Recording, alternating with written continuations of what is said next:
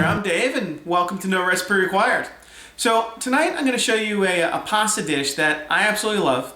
It's actually a spin on traditional pesto, but in this pesto, or this spaghetti pesto, instead of using basil, we're actually going to use broccoli to make the pesto.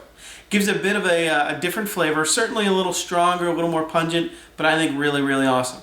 We'll throw a little bit of chicken in there as well, make it a nice, big, substantial meal, but you can easily leave the chicken off. You can also throw in chick, you can throw in beef, you can throw in whatever you want. Let's go ahead and get started. Okay, for our broccoli pesto, I've got boiling salted water.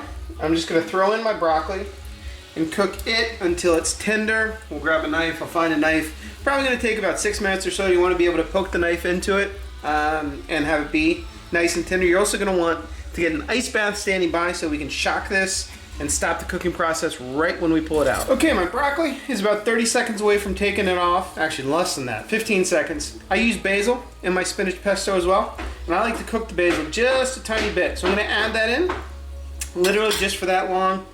Kill the heat, and then let's drain the broccoli out into an ice bath. Just water and ice.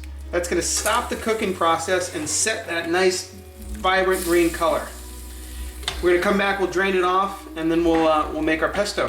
Okay, so I've got my broccoli and basil just kind of wrapped up in some paper towel, if I can dig it out of there. That, kind of wicks away some of the moisture. You want to get as much of that water out as possible.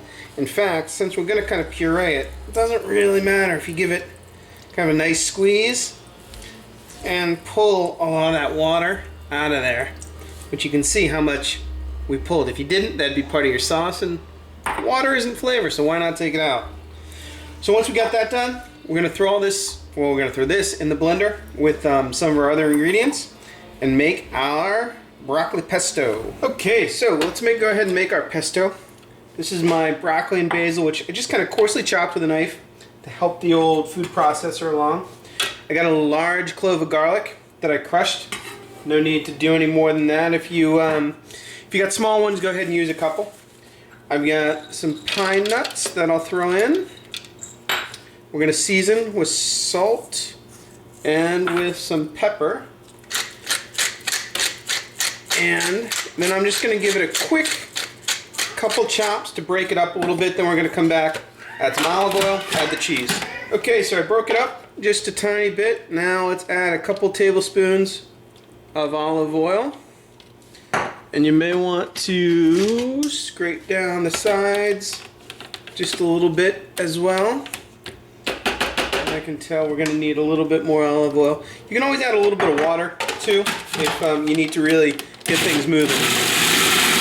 Okay, so our final ingredient is going to be our Parmesan cheese. We're going to hit that. I'm going to hold off on adding some salt. I was going to add some salt. The cheese is salty itself, so I'm going to let that kind of work itself in first. Okay, so we puree until fairly smooth, no big chunks in there. You want to give it a little taste. See how we're doing. I think this one could use a bit of salt. And it could use a little bit of acid too, so I'm going to grab a lemon and just squeeze that in there. Okay, so I just added my little squeeze of lemon there. It didn't take much, just a, tablespoon. And then I'm going to drop my pesto into a bowl. You can do this easily a couple hours ahead. You can also, if you don't want to use this for like a pasta sauce, it makes a great dip. Covers a piece of chicken with it, anything like that, and it's absolutely great. Like stuffed into a chicken would be super nice, or stuffed into a chicken breast, So there we go with our spinach pesto. Okay, for our broccoli spaghetti broccoli pesto, however you want to call it. We're going to cook off some pasta, some spaghetti. You can do this with whatever kind of pasta you want. I happen to be using spaghetti.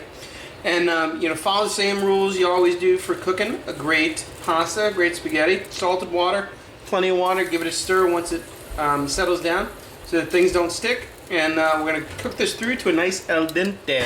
About a minute before our pasta is done, nice and al dente, I'm going to drain a little bit. That's a little too much. A little bit of the pasta water out of my pot, just a few tablespoons. I'm going to add my chicken back. I cooked this off and just kind of dice it up into bite-sized pieces. I don't need to cook it anymore, it's already cooked. It just needs to kind of heat through, which is why we're doing it, like I said, just a minute or so before we add or drain off the spaghetti. And it'll all kind of come up to temperature at about the same time. Okay, so pasta is drained. Our chicken is nicely up to temperature. I'm just going to take it, kind of toss it with my tongs for a second. Make sure it's all heated, kind of integrated together. And then I'm going to actually kill the heat because pesto doesn't really like heat.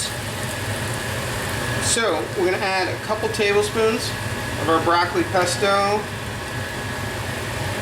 We're going to hit it with a little bit of salt and pepper. And then I think important in pestos like this as well is some more olive oil. I've still got a little bit of pasta water reserved if I need to thin out the sauce at all. But you just want to work that pesto in there for a couple minutes with tosses. And you're going to just kind of gauge, by the color, by the texture, do you have enough pesto in there? I always make more pesto than I think I'm going to need. Nice fan shut off, which is certainly nice for the audio. I think we can use a little bit more. So I'm going to throw a touch more on there. Stir that in. Like I said, if it's looking a little dry at any time, just take a little extra pasta water. It's nice and hot, won't cool anything down. And then let's go ahead and serve this up. Okay, let's go ahead and serve up this awesome spaghetti pesto made with broccoli. We got a little chicken in there, make it a little more substantial. You want to make sure you pile it nice and high and give it that kind of twist motion at the end.